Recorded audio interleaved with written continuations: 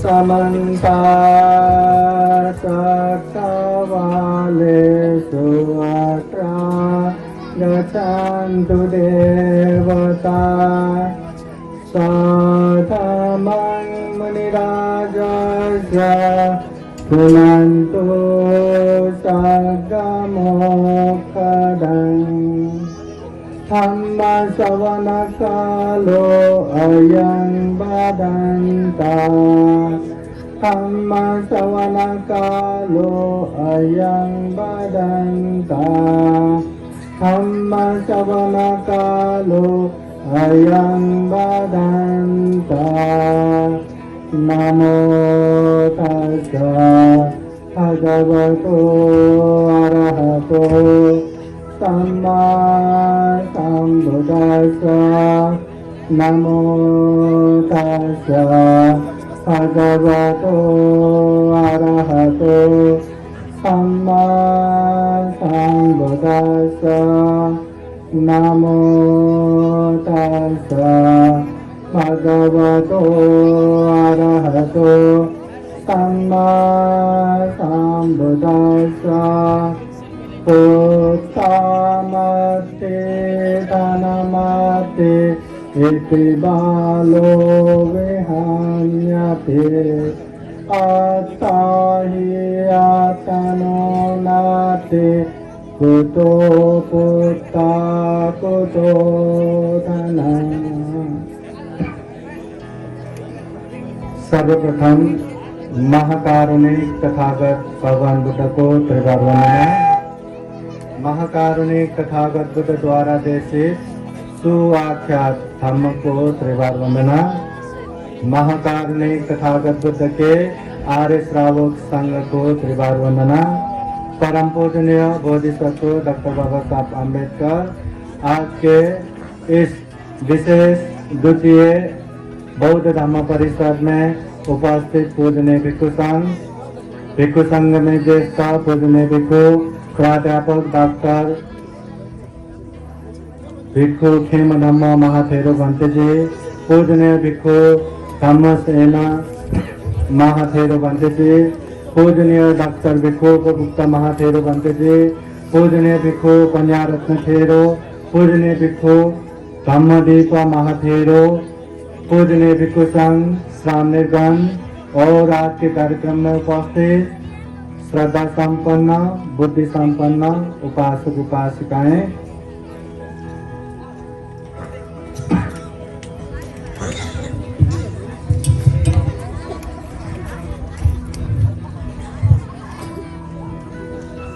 आज विशेषतः इस धम्म परिषद में अध्यक्ष के विशेष रूप से पूजनीय भिक्षु धम्मशील भंते ने निमंत्रण देके हमें यहाँ बुलाया और कार्यक्रम का अध्यक्ष बोले तो ऐसा लगता है कि जो चल रहा है ये कार्यक्रम थोड़ा अच्छा चलना चाहिए, ज्यादा डिस्टर्ब नहीं होना चाहिए।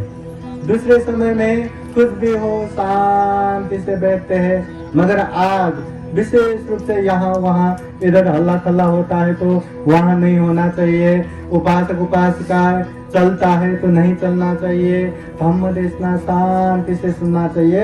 ऐसा बहुत ही यहाँ वहाँ कुछ न कुछ बोलने का मन होता है। समझ में आए क्या? जब छोटे बच्चे जब तक उसको लगता है कि मैं माँ के लिए पिताजी के लिए पढ़ रहा हूँ, तब तक उसको पढ़ो बोलना पड़ेगा। फिर भी वो माँ बाप के सामने किताब लेके बैठेगा, फिर से खेलते बैठेगा, मस्ती करके बैठेगा। मगर वही बच्चे को जब लगता है कि ये पढ़ाई मेरे लिए है, मेरे फ्यूचर के लिए है, तब जाके माता पिता अरे कितना पढ़तो रे, मत पढ़ो, कुछ खेलो। बोले तो नहीं नहीं, इतना तो अभ्यास है, मुझे पढ़ना ही है, इतना तो मुझे अभ्यास करना ही है। वो खुद होके करने लगेगा। धम्म में भी ऐसा ही एक माहौल होना चाहिए, धम्म में भी ऐसा ही एक वैराग्य आना चाहिए। इसलिए तथागत बुद्ध कहते हैं विराग से तो धम्मान, सभी धम्म में वैराग्य श्रेष्ठ है। कि दुनिया दुख ही दुख से भर पड़ा है, जन्म से लेके मृत्यु पर्यंत अनेक अनेक दुखों से भर पड़ा है। और ये शरीर सुख के लिए हम ये वो अनेक काम कर रहे, ये शरीर भी ऊपर से नीचे, नीचे से ऊपर गंदगी से भर पड़ा है। ऐसे कोई एक जगह नहीं जहां से सुगंध बहता हो, इतना दुर्गंधित शरीर, और वो भी अनित्य, कभी भी कहीं भी कैसे ही मर सकता है। ऐसे शरीर लेके, ऐसे दुखमय जीवन लेके फिर क्या मौज मजा करके बैठूं, फिर क्या ये दुनिया में जाल जंजाल में फंस के बैठूं। चलो अब दुख मुक्ति के मार्ग पे जाता हूँ।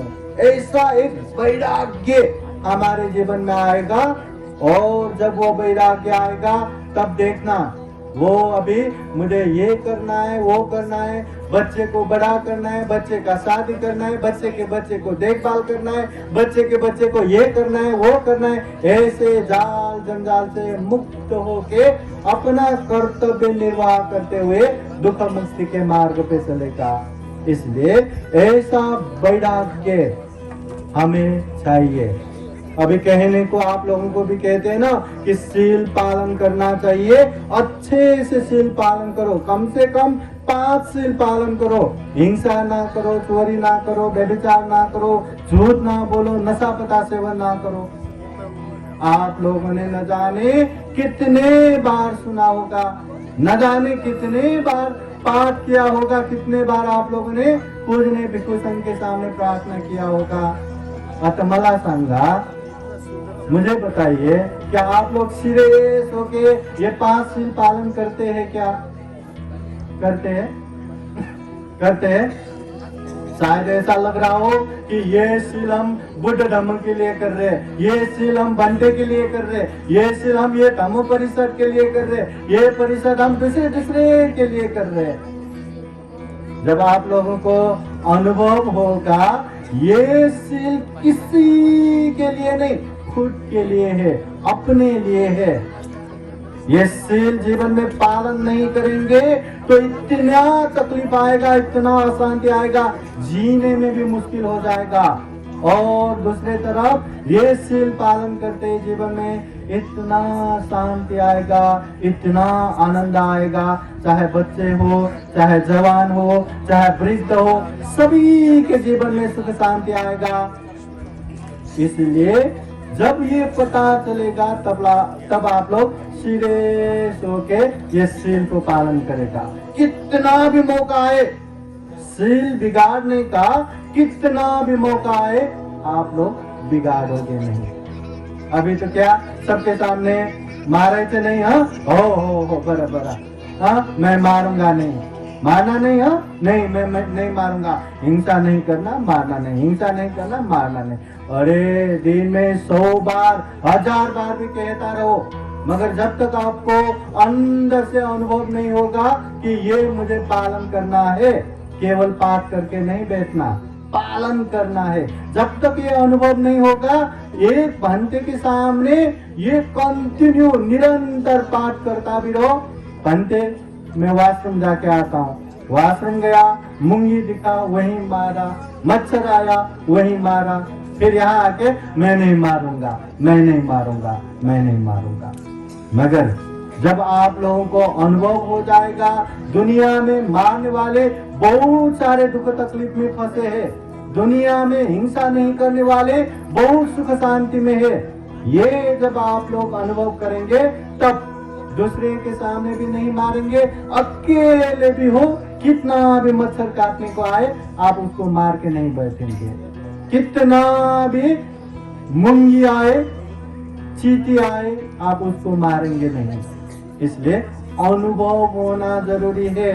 इसलिए बुद्ध ने धम्म को परियति, प्रतिपत्ति, प्रतिवेद के रूप में बताया। परियति, सबसे पहले धम्म का ज्ञान लो। प्रतिपत्ति, धम्म का अभ्यास करो। प्रतिवेद, अच्छे धम्म को जान के अच्छे से पालन किया तो अच्छा परिणाम भी आएगा। मला सांगा, आप लोगों को सुख पसंद है कि नहीं, या दुख ही पसंद है? आप लोगों को शांति पसंद है कि नहीं, या शांति पसंद है? अभी यहाँ एक दूसरे का चेहरा देखो, सब मुस्कुरा के बहुत आराम से बैठे हैं। कौन इमेजिन कर सकता है, कौन कल्पना कर सकता है कि इन लोगों के जीवन में दुख भी रहेगा करके? कितना आराम से स्माइल करते करते बैठे हैं। मगर जब यहाँ से जाएंगे, अकेले हो पड़ेंगे, फिर अनेक अनेक टेंशन लेके, अनेक अनेक चिंता लेके दुखी होते हैं कि नहीं, होते हैं कि नहीं? हाँ, तो अगर ऐसे दुखी नहीं होना, अगर ऐसे चिंतित नहीं होना, तो हमें पुण्य करना है, धम्म करना है। सील केवल मुंह से नहीं, आचरण से पालन करना है। दान केवल दिखावे के लिए नहीं, श्रद्धा चित्त से, त्याग चित्त से करना है। ध्यान भावना केवल दूसरों के सामने आंखें बंद करके फिर कोई गया क्या करके धीरे से देख के बैठना नहीं है। चंचल मन को एकाग्र करने के लिए, सम्यक समाधि में लगाने के लिए, अशुद्ध मन को परिशुद्ध करने के लिए ध्यान भावना करना है। तो ये सारे चीज हमें अंदर से महसूस होना चाहिए। और जब तक वो महसूस नहीं होता, जब तक वो वैराग्य धम्म उत्पन्न नहीं होता, तब तक हमें ऐसे धम्म कार्य में निरंतर सहभागी होना है। बहुत सारा धम्म देखना सुनना है। मगर एक चीज ये भी याद रखो, तथागत बुद्ध भी कहते हैं, मैंने कहा करके आंख बंद करके स्वीकार मत करो। हम मनुष्य है, प्राणियों में सर्वश्रेष्ठ प्राणी है। हम में चिंतन मनन शक्ति है, विवेक बुद्धि है, प्रज्ञा है। इसलिए कोई भी चीज सुना हो, साधु साधु करके स्वीकार नहीं करना। पहले सुनो, सुना था, तारे तो उसको धारण करो। चरा था, जो सुना है, जो धारण किया, उस धम्म को अच्छे से देखो। क्या ये अच्छा है, क्या ये सही है, क्या ये उचित है, क्या ये योग्य है, क्या ये पालन करने से हमारा कल्याण होगा, क्या हमारे अपनों का कल्याण होगा क्या? अगर हाँ तो ये ठीक है, तो पालन करना ही है। अगर जो सुना वो पालन करने से हमारा कल्याण नहीं होने वाले, तो उसे क्या करना है? दूर करना, आचरण नहीं करना। तथागत बुद्ध के समय में श्रावस्ती नगर में एक आनंद सेठ था। वो आनंद सेठ इतना धन संपत्ति, सोने चांदी के जो मुद्रा रहता है ना, सिक्का, 40 करोड़ का तो जमीन में गाड़ के रखा और किसी को बताया भी नहीं। इतना धन संपत्ति, फिर भी न वो खुद खाता था, न दूसरों को खिलाता था, न खुद पहनता था, न दूसरों को पहनने देता, न खुद उसका प्रयोग करता था, न दूसरों को करने देता। इतना दान, अपने बेटे को भी दान देना नहीं है करके बार बार सिखाने वाले। अभी इतना दान संपत्ति जमा करने के बाद भी जब वो मर गया तो क्या हुआ? वो दान के आसक्तता में, वो दान के लोभ में, श्रावस्ती नगर के एक दूर गांव में जो मांगने वाले परिवार रहता है ना, ऐसे परिवार में जन्म हुआ। और जन्म हुआ तो इतना विरूप, इतना घिनौना, इतना डरावना चेहरा। जब वो माँ के गर्भ में प्रवेश हुआ ना, तभी से वहाँ गांव के लोगों को भिक्षा मिलना भी, भीख मिलना भी बंद हो गया। ऐसी कठिन अवस्था है कि लोगों ने ये औरत गर्भवती होने से ऐसा हुआ करके गांव से भी निकाल दिया। बाद में वो पैदा होके भीख मांग मांग के जीविका करते करते एक समय अपने ही जगह पे आया और उसको याद आया कि ये तो मेरा ही गांव है। जब वहां गया तो उसके खुद के परिवार में उसको देख के रो रहा था और उसके खुद के बेटे ने उसको ये नौकर चाकरों से मार मार के भगवा दिया। बाद में बुद्ध से ये पता चला कि ये वही आनंद से थे करके, मतलब ज्यादा धन संपत्ति कमा के, ज्यादा धन संपत्ति बचा के भी वो सुगति नहीं जा सकता, वो दुख मुक्त नहीं हो सकता। इसलिए धन संपत्ति है तो उसे अच्छे से प्रयोग करना चाहिए, सदुपयोग करना चाहिए, अच्छे जगह पे अच्छी तरह से दान देना चाहिए। इसलिए बुद्ध कहते हैं पुत्ता मत्ति तनमत्ति इति बालो विहन्यते। मेरे पास पुत्र है, मेरे पास परिवार है, मेरे पास धन संपत्ति है, इस तरह से मूर्ख अज्ञानी लोग अहंकार करते हैं, अभिमान करते हैं। तथागत बुद्ध कहते हैं अत्ता ही अत्नो नत्थे, हम खुद ही जैसा चाहते हैं वैसा नहीं होते। कुतो पुत्ता कुतो धनम, ये परिवार कहाँ से अपने जैसा होगा, ये धन संपत्ति कहाँ अपने जैसा होगा। परिवार जैसे चाहते वैसा ही होता है क्या? हम जैसे चाहते वैसे ही करते हैं क्या? नहीं करते। इसीलिए हमें ज्यादा दुख होता है। ये मेरा पुत्र, ये मेरा पुत्री, ये मेरा भाई, ये मेरा बहन, उसको ऐसा करना था, उसको वैसा करना था, मुझे इतना रेस्पेक्ट करना था, मुझे इतना कमा के देना था, ये करना था, वो करना था, इतना एक्सपेक्टेशन, इतना आकांक्षा है और वो नहीं करता तो दुख ही दुख। हमेशा खुला हुआ मुंह, निराश चेहरा। और धन संपत्ति भी हम जैसे चाहते हैं वैसा ही है, होता है क्या? होता है। धन संपत्ति अच्छे से सदुपयोग किया तो जीवन जब तक है तब तक ये हमारे साथ रहेगा। अगर अच्छे से सदुपयोग नहीं किया तो ये धन ही हमारे बहुत बड़े दुख तकलीफ का कारण बन जाता है। ये धन की वजह से ही भाई भाई में शत्रुता, बहन बहन में शत्रुता, माता पिता से दुश्मनी, अनेक अनेक ये बुरी बुरी बातें होते हैं। इसलिए ये धन केवल मतलब एकदम आसक्त होके धन कमाने से हमारे जीवन में इतना भी सुख शांति मिलने वाला नहीं है। और ये धन संपत्ति कब तक हमारे साथ रहेगा? ये धन संपत्ति आग में जल के भी राख बन सकता है, ये धन संपत्ति पानी में बह के भी खत्म हो सकता है, ये धन संपत्ति चोर चुरा के भी खत्म कर सकता है, ये धन संपत्ति शत्रु षड्यंत्र करके एक ही समय में रास्ते पे ला सकता है, ये धन संपत्ति सरकार सर्वस्व हरण करके भी खत्म कर सकता है। इसलिए ये धन के लिए अहंकार अभिमान मत करो, ये परिवार के लिए अहंकार अभिमान मत करो। परिवार के साथ रह के हमें अच्छा पुण्य कर्म करना चाहिए, ये धन संपत्ति का साथ रह के अच्छा पुण्य कर्म करना चाहिए। इसलिए बुद्ध कहते हैं पुत्ता मत्ति तनमत्ति इति बालो विहन्यते। ये मेरे पास पुत्र है, परिवार है, मेरे पास धन संपत्ति है, गाड़ी बंगलो है, ऐसा कह के अगर कोई अहंकार करता है तो वो मूर्ख है, अज्ञानी है। यहाँ एक पर्चा छपा है, इसमें तथागत बुद्ध का एक गाथा उल्लेख है। तथागत बुद्ध का जो धम्मपद ग्रंथ में आया हुआ एक गाथा, वो गाथा क्या है? अक्रोधेन जिने क्रोधं, असाधु साधुना जिने, जिने कदर्यं दानेन, सच्चेनालिकवादिनं।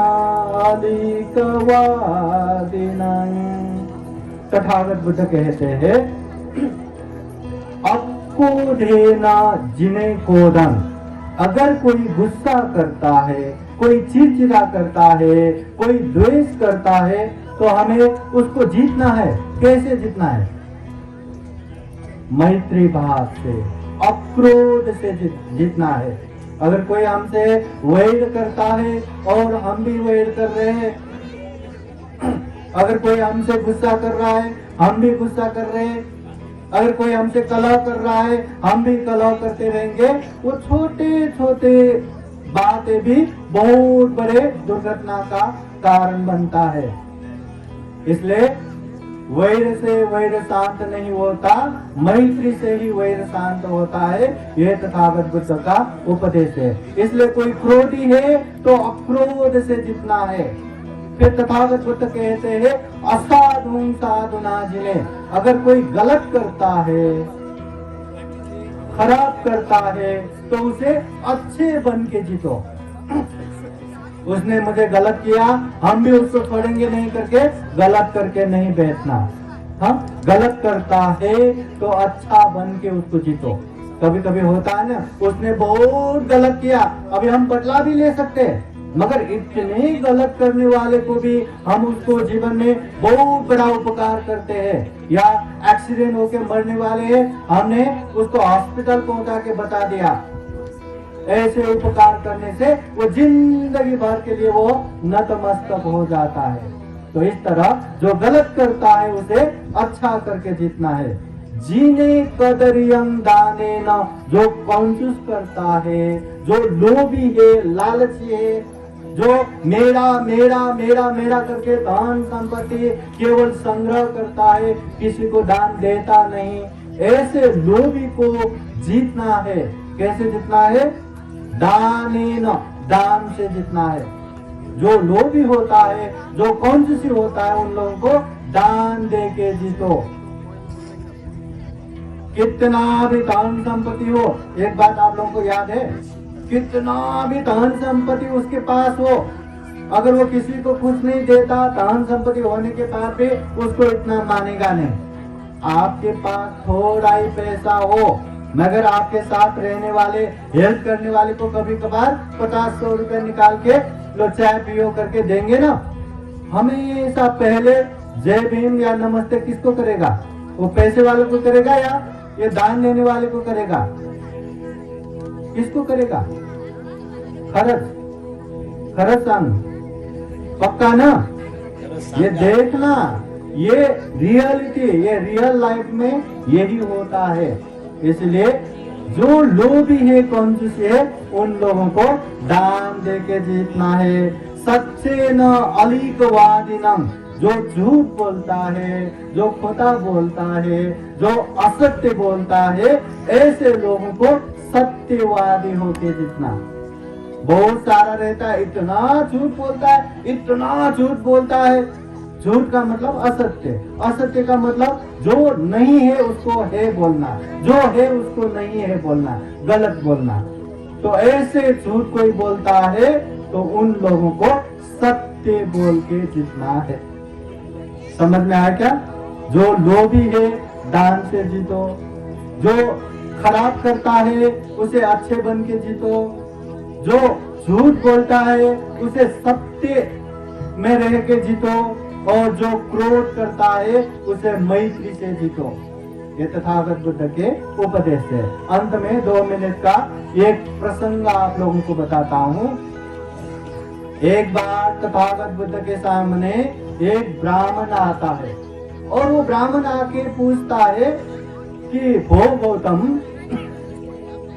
आप इतना अच्छा उपदेश देते हैं, इतना अच्छे तरीके से उपदेश देते हैं, ऐसा लगता है कि आपके उपदेश सुन के सारे के सारे लोगों को धर्म समझता होगा, सारे के सारे लोगों ने धर्म बोध करता होगा, सारे के सारे लोगों ने दुख मुक्ति प्राप्त किया होगा। तो तथागत बुद्ध उस समय कहते हैं, हे ब्राह्मण, ऐसा नहीं होता। तो ब्राह्मण कहते ऐसा नहीं होता, आप बुद्ध हो, इतना अच्छा उपदेश देते हैं और इतने अच्छे से उपदेश बताते हैं, तो लोगों को समझ में नहीं आएगा क्या? लोग क्या दुख मुक्त नहीं होंगे क्या? तो तथागत बुद्ध कहते हैं सभी लोगों को समझ में नहीं आता, सभी लोगों को दुख मुक्त प्राप्त नहीं होता। तो ब्राह्मण आश्चर्य में जाते, अरे ऐसा भी होता है क्या? तो बुद्ध उनको समझाने के लिए बताते हैं कि हे ब्राह्मण, तुम देखने से यहाँ के नहीं हो, कहाँ के हो? तो वो कहते मैं मगध के राजगिरी से आया हूँ। तो तुम्हें श्रावस्ती से मगध तक जाने का रास्ता पता है क्या? हाँ, बहुत अच्छे से पता है। अगर कोई आके तुमसे ये पूछे कि श्रावस्ती से मगध जाना है, वो कैसे जाना है, तो तुम बताओगे? हाँ, बहुत अच्छे से बताता हूँ, यहाँ से ऐसे जाना है, वहाँ पे तालाब आएगा, इतना बड़ा जंगल आएगा, ऐसा पेड़ आएगा, ये आएगा, वो आएगा, ऐसे मोड़ना है। मैं बहुत अच्छे से श्रावस्ती से राजगिरी तक पहुंचने का रास्ता बहुत अच्छे से बताता हूँ। तो बुद्ध पूछते हैं, वो जितने लोगों ने भी तुमसे वो राजगिरी जाने का रास्ता पूछा, वो सारे के सारे राजगिरी पहुंचेगा क्या? तो ब्राह्मण कहते ऐसे कैसे पहुंचेगा? केवल पूछने से थोड़ी ना पहुंचेगा, चलना चाहिए ना, चलेंगे तो पहुंचेंगे। तो बुद्ध कहते हैं ऐसे ही मैं अच्छा उपदेश देता हूँ, लोगों को दुख और दुख मुक्ति की बातें बताता हूँ, और वो भी ऐसे ही नहीं, मैंने जो खुद अनुभव किया वो अनुभव की बातें बताता हूँ। फिर भी जो लोग ध्यान से सुनते हैं, श्रद्धा से विश्वास रख के सुनते हैं, वो लोग अच्छे से समझते हैं। जो अच्छे से समझते हैं वो लोग ही धम्म को अच्छे से पालन करेंगे, और जो दृढ़ होके मुझे ये करना ही है, मुझे ये पालन करना ही है, मुझे दुख मुक्त होना ही है, ऐसा दृढ़ संकल्प लेके जो आगे बढ़ता है वही लोग दुख मुक्त हो जाता है। ऐसे ही सभी के सभी लोग धम्म को नहीं समझते, दुख मुक्त नहीं होते। समझ में आया क्या? तो हमें भी धम्म को अच्छे से सुनना है, अच्छे से समझना है, और जो समझ में आए उसे पालन भी करना है। पालन करेंगे तो जीवन में सुख भी आएगा, शांति भी आएगा, मंगल भी होगा। ये बुद्ध का उपदेश है। इसलिए ये बुद्ध वाणी उपदेश को अच्छे से सुनिए, अच्छे से समझिए और अच्छे से व्यवहार में पालन कीजिए। ये दुर्लभ जीवन, ये अमूल्य जीवन, ये सर्वश्रेष्ठ जीवन सफल बनाइए, सार्थक बनाइए। फिर एक बार कामना करते हैं बुद्ध धम्म संघ के अनंत अनंत गुण धम्म के अनुभव से आप लोगों के जीवन में खूब खूब सुख हो, शांति हो, मंगल हो, कल्याण हो। जीवन में ढेर सारा पुण्य धम्म करते करते जन्म जरा व्याधि मरण से मुक्त, सभी दुखों से अलग, जो विमुक्ति सुख है, जो निर्वाण है, वो भी जल्दी से जल्दी साक्षात्कार कर सके। और वो साक्षात्कार करने के लिए ये पुण्य हेतु बने, कारण बने, ऐसी कामना करते हुए ये धम्म देशना यही समापन करता हूँ। सबका मंगल हो, सबका कल्याण हो। भवतु सब मंगलम। साधु साधु साधु साधु साधु साधु। बुद्धं नमामि, बुद्ध को नमन करता हूँ। धम्मं नमामि, धम्म को नमन करता हूँ। संघं नमामि, संघ को नमन करता हूँ।